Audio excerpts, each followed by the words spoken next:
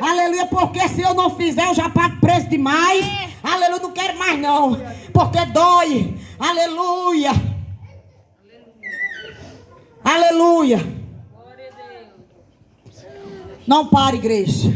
Por mais que esteja doendo, por mais que esteja, aleluia, machucando, aleluia, mas não pare. Não pare, porque eu e o pastor tinha 1000 motivos para parar, mas a gente não tem olhado para o homem, porque o homem não tem nada para nos dar, irmão Rogério, mas Jesus ele tem, porque ele é dono do ouro, ele é dono da prata, ele é dono, aleluia, da nossa fé, aleluia, porque foi ele que te criou, foi ele que te formou, aleluia, ele deu sangue por mim e por você, aleluia, soberano Deus e eterno Pai, meu Deus, aleluia, eu imponho as minhas mãos sobre a vida do teu servo, Pai, aleluia, não é minhas mãos que está, aleluia, sobre a vida dele, é as tuas, porque era assim que o Senhor falava, Pai, toma ele em tuas mãos, Pai, que ele diminua e o Senhor apareça, Pai, abre o céu de glória neste lugar, Pai, em nome de Jesus, não queremos ouvir nada do homem, Pai, porque se fosse para ouvir o homem, a gente estava em casa dormindo, mas nós queremos ouvir do céu de glória, porque o Senhor tem um céu aberto para mim e para a tua igreja, Pai, em nome de Jesus, coloca a palavra na boca, meu Pai, do teu servo, Pai, que ele, aleluia, que ele, aleluia, o Senhor arrancou a brasa viva do altar, assim como o Senhor fez com Isaías, e faça com ele nesta noite. Então abençoa, consagra, toma ele em tuas mãos, toma o nosso ministério em tuas mãos, toma cada vida que chegou até aqui em tuas mãos. Obrigado, Pai, por tudo e por quanto que o Senhor vem fazendo e vai fazer muito mais, porque os teus pensamentos são maiores do que os nossos. Meu Deus, perdoa pelos nossos pensamentos minguantes. Meu Deus, o Senhor tem um ouro, aleluia, a prata para nos dar. Então, aleluia, abre o céu nesta noite, nos envolve com o céu de glória, e que tudo venha a ser para a glória e honra do teu nome. E quem crê diz amém e aplauda Jesus de Nazaré. Amém. Poder sentar. Glórias a Deus. Cumprimento os irmãos na paz do Senhor Jesus. Cumprimento os irmãos que estão na internet, também com a paz do Senhor Jesus. Hoje é culto de família. Eu gostaria que você abrisse a sua Bíblia no livro de Atos, capítulo 14. Atos 14.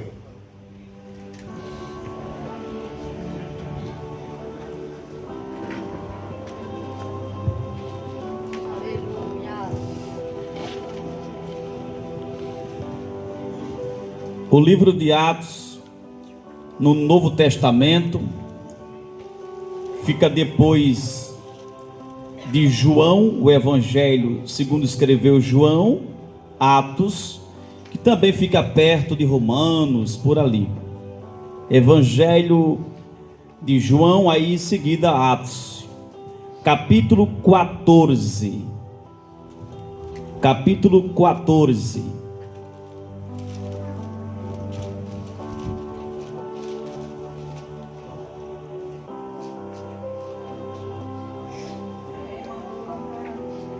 Amém, meus irmãos? Amém. Passemos a ler o verso 7. O verso 7 diz: e ali pregavam o Evangelho. Repita comigo: e ali pregavam o Evangelho. Amém. Meus amados irmãos e ouvintes da palavra de Deus, a Bíblia diz que Jesus, ele começa a pregar o Evangelho. Nem mesmo os fariseus e os escribas da lei, eles pregavam o Evangelho.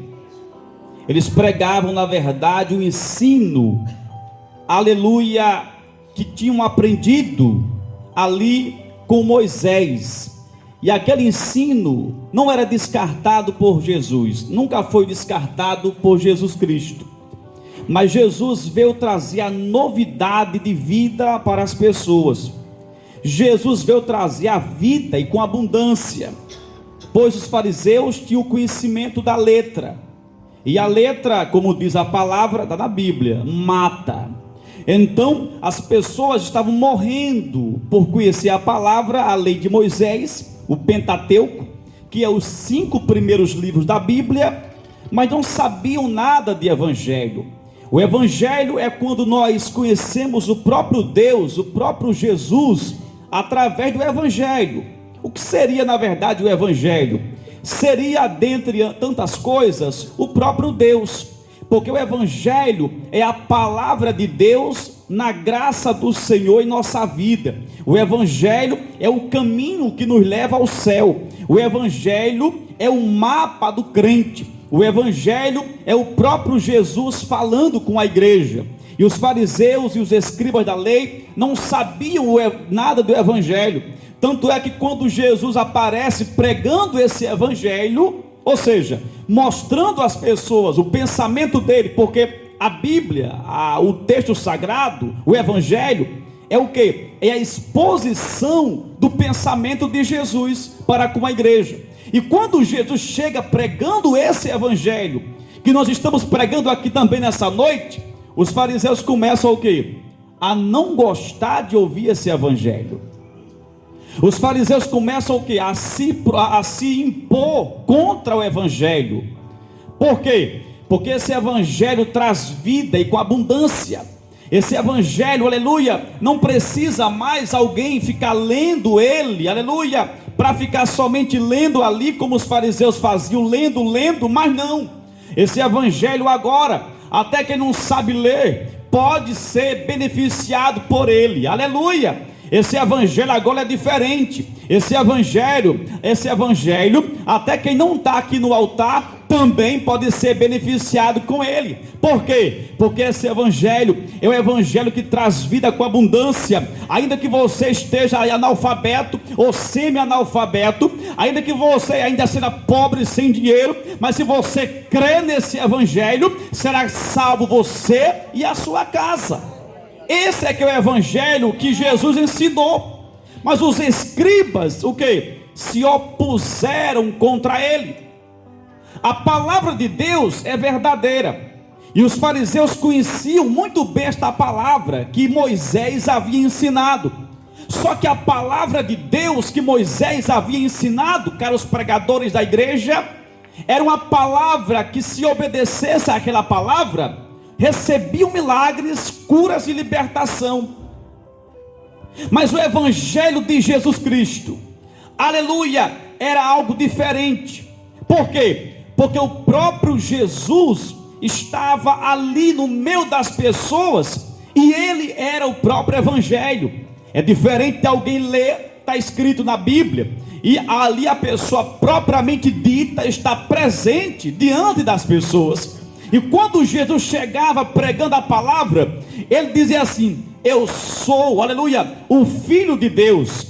Quem crê no Evangelho, quem crê na palavra, quem crê em Jesus, não será confundido. Aquele que crê em mim, ainda que morra, viverá. O que é isso, pregador? Isso é poder de Deus. Isso é algo diferente. Nunca antes na história da Bíblia Sagrada alguém nunca tinha chegado com esse texto, com essa palavra, com essa ministração, com essa pregação, dizendo assim: o Evangelho é poder de Deus. Então, quando Jesus chega com essa temática, ele começa a incomodar os fariseus, e os fariseus começam a querer matar Jesus. Então Jesus prega a palavra. Quem acreditou recebeu milagre, quem creu recebeu cura, libertação. Jesus é entregue aos pecadores, é morto. Ao terceiro dia ele ressuscitou. Ele subiu aos céus depois de 40 dias na terra. Está sentado à direita do Deus Pai Todo-Poderoso. É Bíblia, está na palavra de Deus.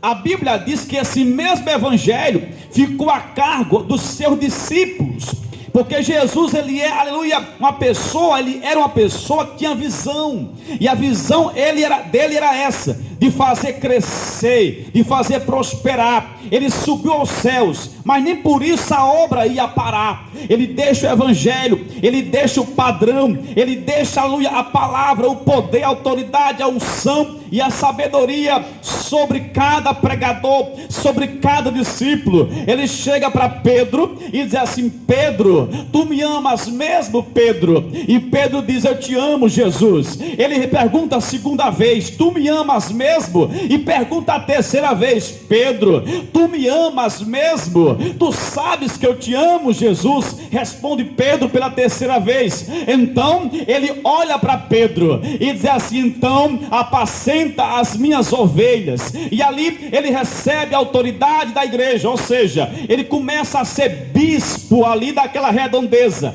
E Pedro começa, aleluia, a direcionar os trabalhos da igreja. E Pedro começa ali a dirigir o trabalho dos outros pregadores, pois Pedro era uma espécie de bispo da igreja primitiva. A Bíblia vai dizer que, auxiliado por João e Tiago, e depois por Paulo, quando conheceu o evangelho através de Lucas, a Bíblia nos garante que Pedro também permanece sendo bispo de todos eles. Aí mais para frente é que Paulo vai afastando deles, porque o próprio Deus ali dividiu eles com Barnabé para pregar na Ásia e em muitos lugares como missionário. Mas a Bíblia fala que esse evangelho genuíno foi pregado por toda a redondeza, e aonde esse evangelho chegava havia mudança de vida. Aonde esse evangelho chegava, as pessoas conheciam Jesus através desse evangelho,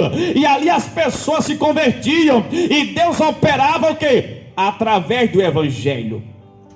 A Bíblia vai dizer que um certo dia Pedro, ele começa a pregar o quê? O evangelho.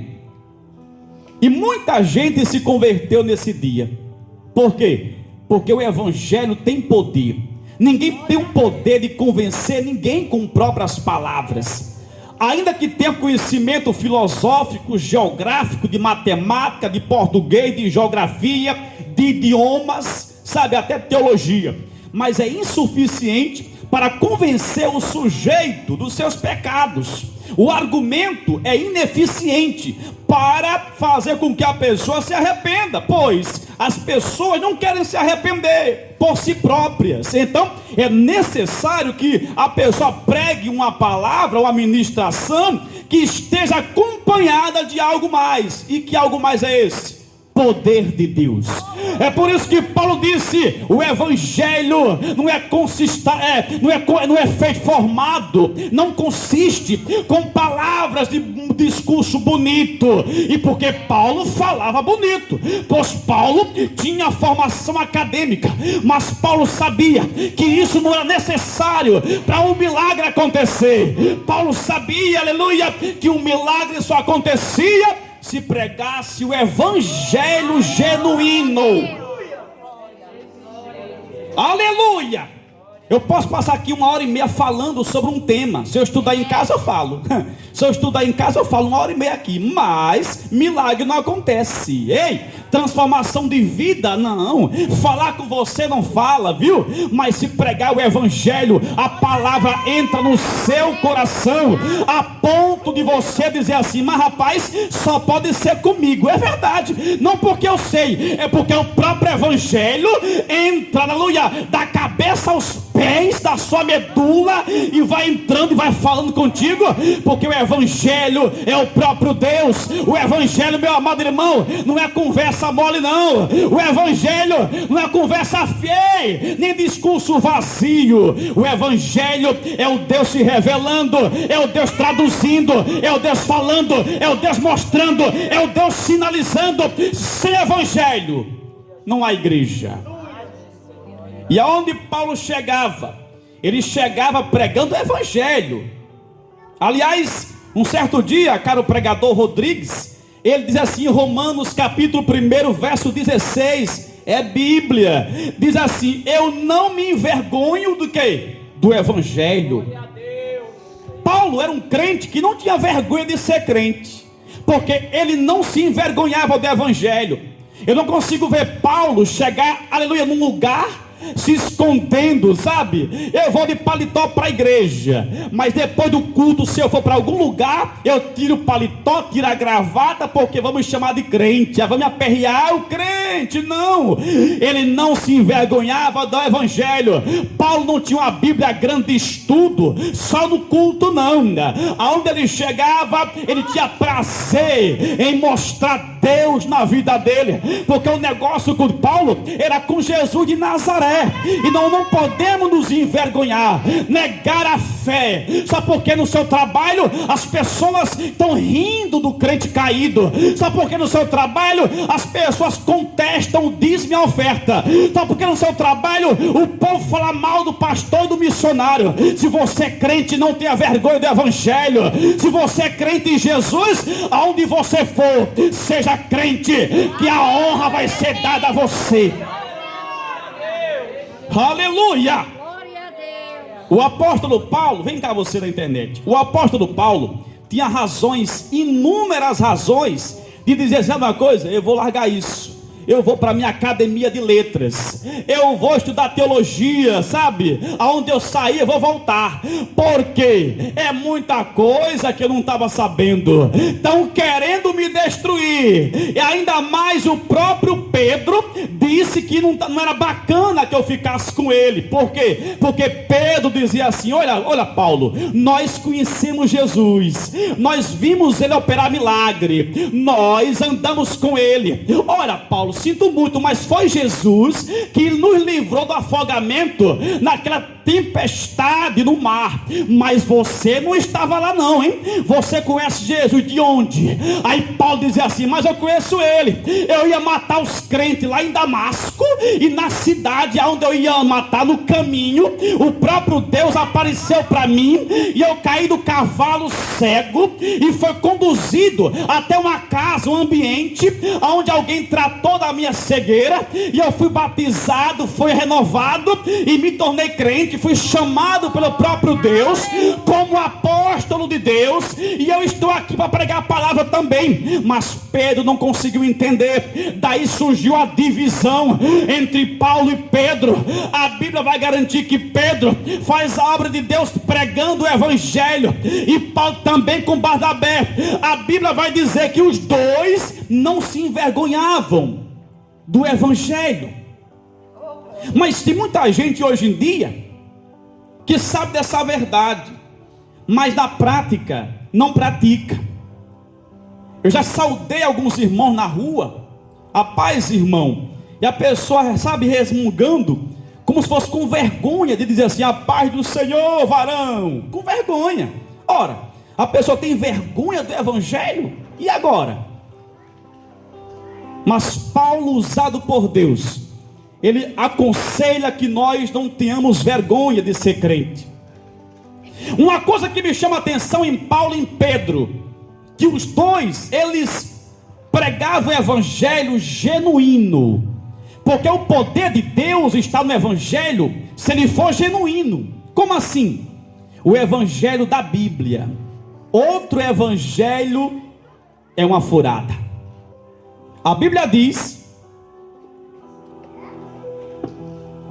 no livro de Gálatas, capítulo 1, verso 8, é Bíblia, diz assim: quem pregar outro evangelho, seja apóstolo ou até mesmo os anjos, se pregar outra temática, outra coisa estranha que não está na Bíblia, seja o que? Um anátema. E o que é um anátema? Amaldiçoado. Então tem muita gente aí pregando um evangelho de maldição, sabe? Um evangelho que não é mais o poder, que não tem mais a essência de Deus. Em Apocalipse fala que aquele que acrescentar uma vírgula ou diminuir também um tio do evangelho genuíno, pagará um preço muito alto. Daí surge a necessidade de termos uma igreja que se preocupa em saber da verdade. A verdade é o que prevalece. Por quê, pregador? Porque a verdade é o próprio Deus. Por quê, pregador? É Bíblia. Jesus falou assim: eu sou o caminho, a verdade e a vida. Com Jesus não há mentira. A mentira é uma paternidade de Satanás. Por quê, pregador? Porque o diabo é o pai da mentira. E tudo aquilo que é da mentira faz parte das trevas. Mas tudo aquilo que é verdade faz parte de Jesus. E nós podemos ver que, aleluia, o adversário da igreja, o diabo, Satanás e seus demônios, ele tem, atuado muito ultimamente no meio da terra, no meio da igreja. O adversário da igreja tem ficado contra a igreja, operando na mente das pessoas, querendo tirar da mente das pessoas a ideia de que é necessário congregar e viver o evangelho e pregar esse evangelho. Por quê? Porque o diabo diz assim: olha, o que importa é ter fé. Se você tem fé, para que pregar, para que estar gritando, para que ir para o culto todo dia? O que importa é ter fé, irmão. Fé, aleluia, até o ímpio tem. Pergunte, faça uma pesquisa casa a casa e diz assim: você tem fé? Tem. Sai no botequim, num bar, em qualquer lugar, e pergunta: tem fé? Todo mundo diz que tem. Até o macumbeiro, esses dias no carro, disse assim: se Deus quiser. Eu digo: aí, o macumbeiro tem fé, amado, mas não obedece. Então, a questão é essa: o adversário quer, o diabo quer que a igreja tenha só fé. Aí faz tudo errado, mas tem fé. Que fé é essa? Então, Paulo dizia assim: tem que obedecer a palavra. Mas o adversário diz assim: que palavra, que nada. O que vale é o que você tem no coração. Aleluia. O diabo diz assim: para que dinheiro na igreja? Para que devolver dízimo e oferta? Mas eu tenho algo forte para dizer a você nessa noite. Aleluia. Se até Jesus também andava com Judas arrecadando dinheiro para a manutenção do ministério, quando o diabo diz isso a você, sabe por quê? Porque ele quer que você pegue o dízimo e gaste com macumba, com feitiço, com cigarro, com prostituição, vá para um bar, tome um porre e faça tudo errado, gastando o que é de Deus nas trevas. Aquele que não conhece a verdade, está na mentira, no engano, não é crente ainda, não é de Deus, não está na luz ainda, ele pega o que? O seu ordenado, gasta todinho, do sábado até a segunda, e volta para casa liso, sem dinheiro. Mas não dá dinheiro ao pastor não, né? Não dá, ele diz: não, o pastor, não dá na obra, não, o pastor não, ele gasta com o diabo. E aquele que é crente e rouba Deus na oferta e no dízimo, ele dá onde quer, mas só que Deus permite uma impressão depois, para ter que gastar do mesmo jeito com a farmácia, no hospital, aí toma emprestado, aí diz assim: mas rapaz, o que é isso? É fácil. Infidelidade com Deus. E Deus permite tropeços, e Deus permite cara feia, dor de barriga, impressão, porta fechada, porque Deus é bom, é bendito, é benigno, é longânimo. No entanto, ninguém é mais justo do que Deus. E se alguém é justo, tem que praticar a justiça na sua prática, não só porque é no dizer, mas no operacionalizar, no fazer, no praticar, no dia a dia. Quem é justo clama por justiça. E ser justo, meu irmão, aleluia, ninguém é mais do que Deus. Então o evangelho verdadeiro era esse que Paulo e Pedro pregavam. E quando começaram a entrar pregando esse evangelho verdadeiro, as pessoas tinham as suas religiões pagãs. E na Ásia, até qualquer tipo de animal era consagrado, era, beijinho para cá, beijinho para lá. Todo mundo acendia uma velinha ali, aqui e acolá. Todo mundo tinha seu santinho. E quando Paulo apresentou Jesus de Nazaré, o evangelho das libertação, da salvação, aleluia, o povo começou a ficar alvoroçado e dizer assim: que evangelho é esse? Que pregação é essa? Alguém chegou a dizer assim: tem um pregador estranho na cidade, começou a pregar uma doutrina estranha, ninguém queria aceitar. Por quê? Porque a verdade é o que prevalece, mas quem não quer estar na verdade se incomoda, e o povo começou a se opor contra o evangelho. Mas eu quero informar nessa noite que eu nunca vi dizer que Paulo, aleluia, parou por causa disso. Eu nunca ouvi dizer que a igreja de Paulo foi fechada por causa daquilo. Eu nunca ouvi dizer que Pedro, aleluia, desistiu de pregar a verdade porque o povo não queria escutar. Pelo contrário, Jesus de Nazaré honrou Paulo, honrou Pedro, e vai honrar você nessa noite, porque você viu aqui ouvir a verdade. Aleluia!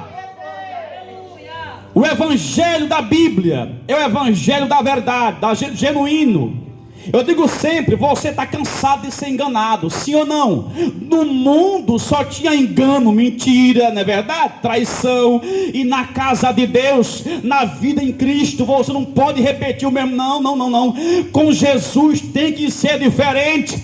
Então esse evangelho, ele está aqui hoje sendo pregado. Receba nessa noite, porque a partir do evangelho é que a tua vida vai mudar. Tem muita gente procurando mudança de vida, mas se não for através da palavra de Deus, é complicado. É muito complicado. E raramente é possível conseguir mudança de vida se não tiver uma base na palavra de Deus. Quando a pessoa consegue crescer um pouco, prosperar, sem ser na base bíblica, você pode observar que tem o quê? Prazo de validade. Vem cá você, vem cá. Se você está crescendo, mas é sem Deus no meio do seu crescimento, vai cair a casa, vai destruir a casa sozinha, no chão, porque a Bíblia é Bíblia. Quem diz é a palavra, eu vou pregar, está aqui escrito. Disse a pessoa não edificar a casa na rocha, vem a ventania, vem a água, o quê? Desaba. E o que rocha é essa? Deus, a palavra do Senhor. Por quê? Porque ele é a rocha inabalável. O homem é o pó, é a cinza, e Deus é a rocha. Então quem não começar a vencer, começar a crescer, se não for através de Deus, da fé salvífica em Deus, da fé obediente a Deus, meu irmão, é só questão de tempo. Você vê alguém crescendo na vida, de repente há um escândalo aí, vão saber que a pessoa botou a mão no errado e tal. Por quê? Porque cresceu. Por que cresceu? Porque deu oportunidade. Mas não foi Deus que abençoou. Deus permitiu. Porém um dia a casa cai. Mas o diabo não diz isso não, irmão Noêmia. O diabo não avisa ao ímpio que deixa o pecado não. Rabachéria da soa da. Satanás não diz ao povo da igreja que é proibido diante de Deus, que é muito mal pecar, porque o pecado gera morte. Não diz. Mas o diabo diz assim: não dê dízimo não. Satanás diz assim: para que mais uma igreja? Aí fecha, para que tanta igreja de crente? É um comércio. Mas o próprio diabo não diz que quer abrir um bar ao lado, porque ele sabe que o bar, ele aprisiona as pessoas. O diabo sabe que no bar a pessoa bebe, toma porre e é humilhado pelo diabo. O diabo não diz a verdade nunca. Até quando você vai expulsar um demônio, não é nem muito bom entrevistar ele por muito tempo. Por quê, pregador? Porque o diabo diz assim: olha, você é o máximo, sabe? Você é o cara, você tem muita unção. É mentira dele. O diabo não tem base, sabe, de veracidade nenhuma. Ele é um falastrão e um mentiroso. Não acredite que o diabo fala a verdade, ainda que ele diga assim: nessa igrejinha tem fogo. Desconfie dele. Pode ter a verdade, mas deixe Deus dizer que tem fogo. Porque o diabo é tão... ele é o pai da mentira. Então, ele não quer que você saiba da verdade nunca da Silva. Por ele você sabe, não sabe que o que é bom para você, não sabe, não, você fica apagado. Por ele esconde, aleluia, tudo. Ele diz assim, ó: a igreja escraviza você. É o diabo dizer, ó: a igreja deixa você preso. É culto terça, quarta, quinta, sexta, sábado, domingo, e a musiquinha vai. Tá preso na igreja, varão. É mentira, porque a Bíblia diz: conhecereis a verdade, e a verdade vos libertará. O diabo mente. E se você não for crente de Bíblia, vai ser enganado por ele.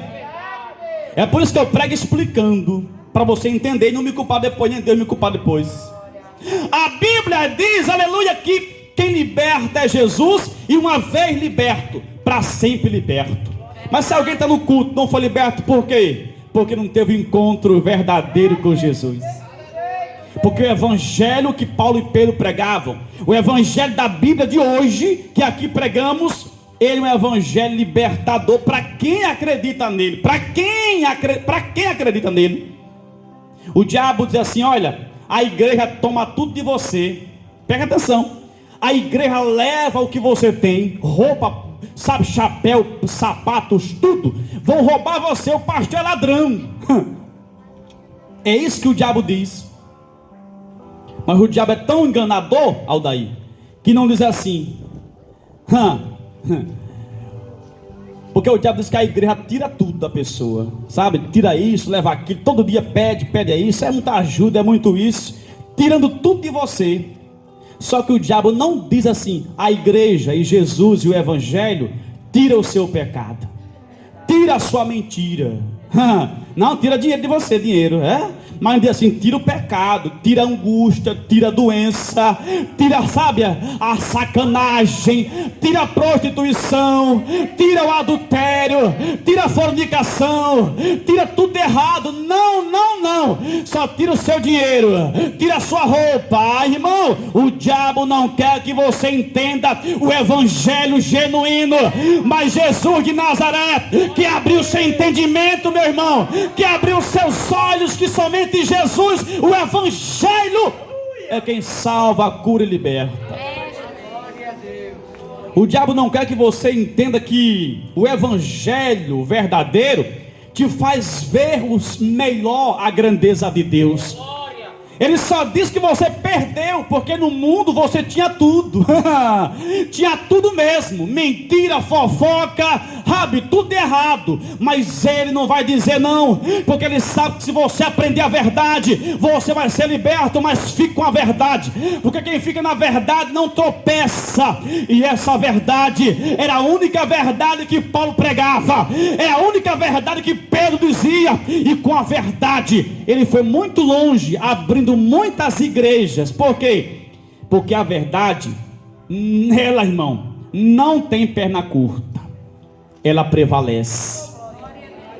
Se eu mentir aqui no altar, além de eu pagar um preço muito alto da parte de Deus, amanhã ou depois, daqui a um mês, um dia, você vai descobrir que eu menti. Por quê? Porque a mentira ela anda, mas um dia para, porque a perna é curta. Mas a verdade, aleluia, ela permanece para todo sempre.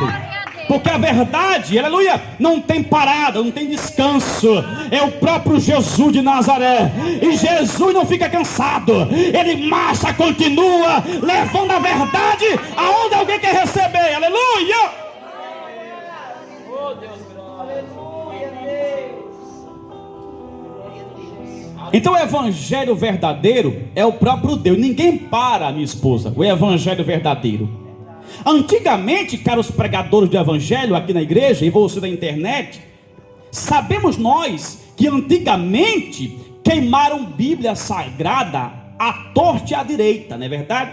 Queimaram Bíblia, livros canônicos, queimaram, sabe, muitas epístolas, como elas sendo ali algumas cópias, queimaram gente que pregava a verdade, degolaram Tiago, sabe, os pregadores da igreja primitiva, Pedro, daí por diante.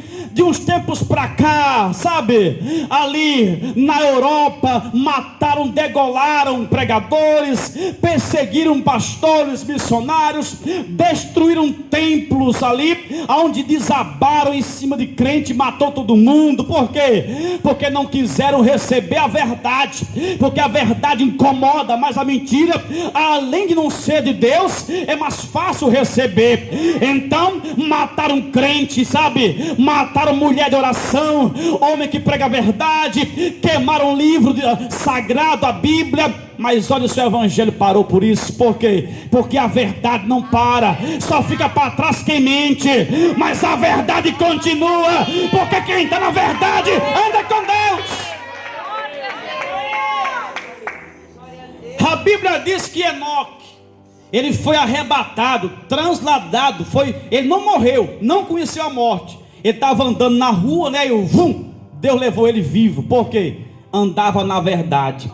A coisa mais feia do mundo é um crente mentiroso, sabia? Eu quero informar nesta noite, se você ainda mente, é necessário que você não minta mais. Porque quem mente faz a vontade do diabo, pois o diabo é o compositor, é o produtor, é o fundador legítimo, biblicamente falando, da mentira. Então jamais você agrada a Deus com a mentira. Mas se você for verdadeiro, quer ouvir o evangelho verdadeiro, defende a verdade, se você quer ouvir somente a verdade, quer escutar o que é verdadeiro, então você tem o Espírito Santo na tua vida e ninguém te para. É como diz o povo do mundo secular: a verdade cabe em todo lugar. E esse evangelho, ele não para até hoje.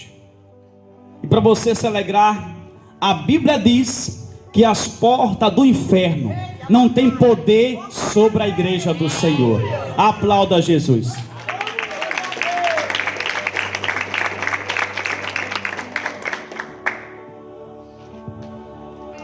Quando nós andamos na verdade, o inimigo, ele odeia mais você do que se você andasse na mentira. Um certo tempo, eu comecei a ouvir a verdade. Eu era novo, bem novinho na fé. Lógico que eu ainda sou novo, mas eu era mais novo ainda. Só para encerrar. E eu lembro que o diabo, Aldair, apareceu para mim. Quem crê, amém. Se não crê, não tem nenhum problema. Então o diabo aparece para mim de dia. Eu era solteiro. E apareceu para mim. E o diabo não é físico, ele é espiritual. Ele não é material, ele é espírito. Só que ele é maligno, porém ele é espírito. Ele aparece a mim depois do almoço, por volta das 14h30, 2h30 da tarde, na minha casa que eu tinha própria, né? E ali eu estava descansando após o almoço, depois de altas horas de oração e jejum, consagração. E ali o diabo aparece, e eu escutei pisada no quarto, as pisadas. E quando eu observei de lado, vi algo semelhante a um bode em pé da porta. E na mesma hora, o Espírito Santo me fez entender uma voz que ninguém ouvia, mas eu ouvia no meu ouvido, só eu que escutava. Dizia assim: é Satanás, repreenda. E eu me levantei todo arrepiado. Isso há uns 6 anos, isso eu era novo na fé, não lembro bem, mas isso era solteiro. E quando eu repreendi no pensamento, eu senti ali umas pancadas, sabe? Como se alguém fosse saindo, quebrando as cadeiras, indo embora.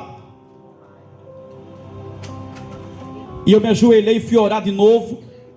E orei mais um pouco. E Deus falou assim: Ele está com raiva de você, porque você esses dias repreendeu aquela pessoa que estava mentindo. E eu fui me lembrar, é verdade, numa casa, lá na comunidade, eu repreendi a mentira de alguém. Ou seja, o diabo usando alguém para mentir. E na palavra, que é verdade, eu repreendi. Disse: irmã, está errado, isso é mentira. Biblicamente está errado, irmã. É melhor ouvir a Bíblia, irmã. Eu repreendi, o diabo ficou irado. Por quê? Porque a semente da mentira não progrediu. Por quê? Porque eu repreendi na palavra. Quem mente, o diabo se agrada. Mas quem fala a verdade, Deus... Ei! É porque eu menti ontem para me livrar do, sabe? Estava perreado mentir. É perigoso.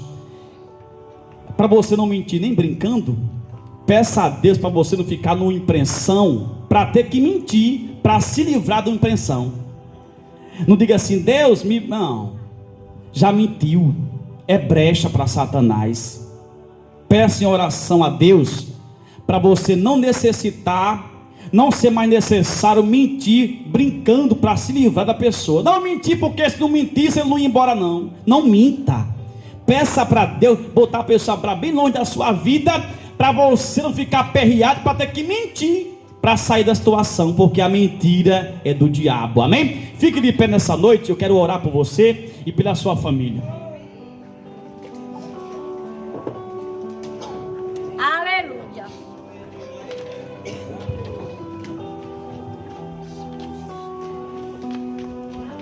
Eu peço que você nessa noite se concentre no céu. Use a sua fé que você tem nessa noite.